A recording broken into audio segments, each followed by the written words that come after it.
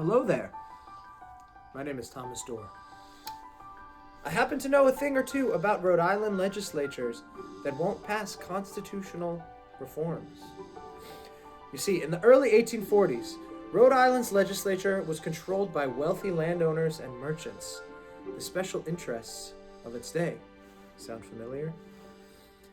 The Constitution entrenched their power, and the last thing they wanted was to convene a people's constitutional convention to make our Constitution more democratic. The only way to address this democratic travesty was to bypass the legislature via a constitutional convention. Pretty cool, right? The people met in town meetings to call for a convention, elect convention delegates, and ratify the convention's proposed constitution. After the people overwhelmingly voted for the proposed constitution, naturally, the legislature refused to acknowledge their vote. In response, the people believed the government had become illegitimate and threatened to overthrow it. That is how I, the governor elected under the new constitution, got thrown into prison, became sick there, and had the People's Rebellion named after me. No big deal. Thank you. Ultimately, the legislature backed down and called for a constitutional convention. The resulting convention, although less democratic than the People's Convention, nevertheless greatly expanded the people's right to vote, thus breaking the landowners' and merchants' monopoly on power. This People's Rebellion became front-page news across the United States. Even today, the Dorr Rebellion is taught in history books. Inspired in part by Rhode Island's experience, New York in 1846 invented the modern periodic constitutional convention referendum.